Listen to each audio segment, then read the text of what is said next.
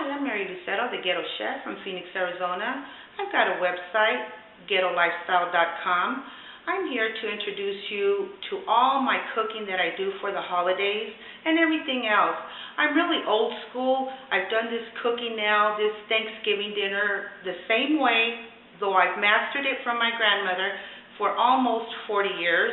I want to share the recipe with you, how to stuff a turkey, how easy it is. There's a 1-800 number that everybody talks to, and I'm going to show you don't have to do that anymore. It's the most simplest thing ever, and you're really going to like it. And all the other stuff that comes with the turkey is really simple, and I'm here to teach you how to do it so you don't have no stress. Because when I go into the stores, I do see a lot of stress over everybody just with recipes and trying to get this going and that going. But follow me and I'll show you how to do it.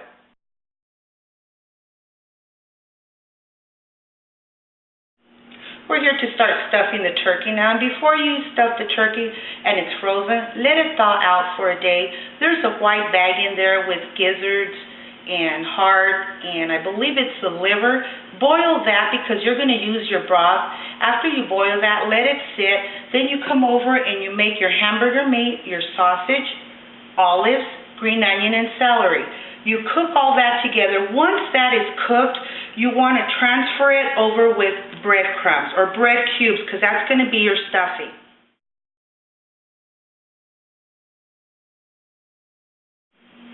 We've transferred the meat over to a bowl.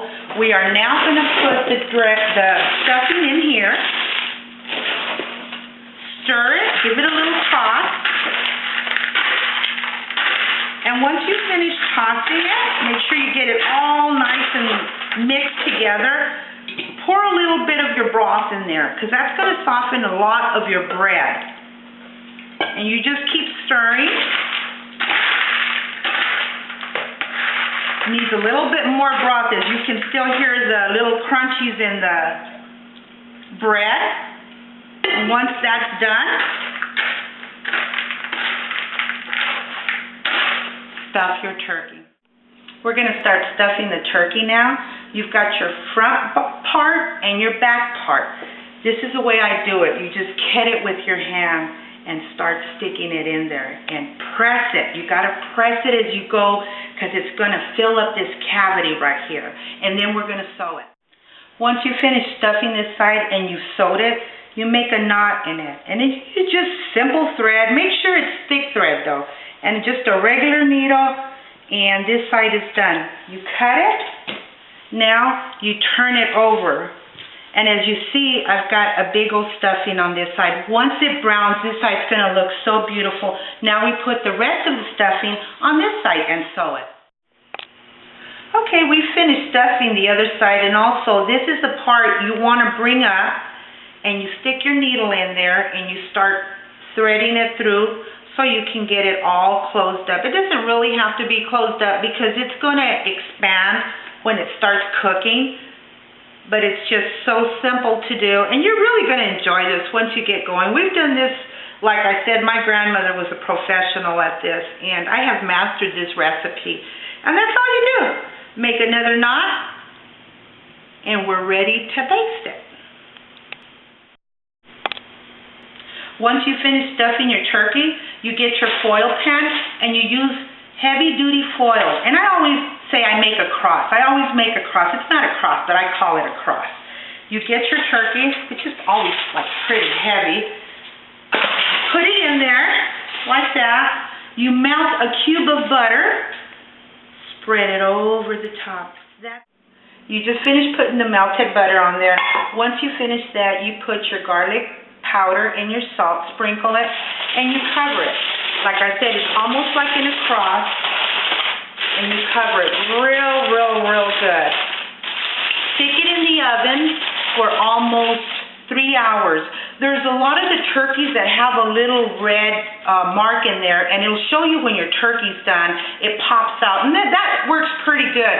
But almost about 3 hours, 4 hours is what you need. And you'll notice it because you'll get the smells. Once it's like this, 350 in the oven, and we'll come back and I'll show you how it's done. The turkey has finally been done. We're going to show you the results. It's pretty hot, so be careful when you take it out of the oven. I basted it for almost 20 minutes after it was done, and it's been in the oven for 4 hours, and this is the results you're going to get. From here, after we baste it, we take out the juice, and here is the baster I've used. We put the juice in here, and I'm going to let it sit and take the fat off of there. When I take the fat off of there, I will put it in my gravy. This is a gravy. Now, the gravy is vegetable oil and flour, and this is the consistency you want in your gravy. Once you brown this, you let it get cool for a little bit. After it cools, then you put your gravy in and stir it and put it on low so it doesn't get lumpy on you. This is the result of the turkey and the gravy and the mashed potatoes. This is the way you serve it. You want to use cranberry gel because that's the best. Make sure you put it in the refrigerator when it's cold. The way I do it is I put my turkey in about 5 o'clock in the morning. It's done by 10. We have brunch, which is breakfast and lunch. Snack on it for dinner, debone it. Then I've got a good secret for you. I make sour cream turkey red enchiladas that are out of this world that I will teach you how to cook. Thank you. I also want to tell you about the green bean casserole. Don't make that anymore. Go to the cauliflower casserole. You can find that in my cookbook. It is the most awesomest ever, and you will like it. It tastes nothing like green bean casserole, and we have to really change here, and I feel everybody should really try the cauliflower casserole. It's out of this world.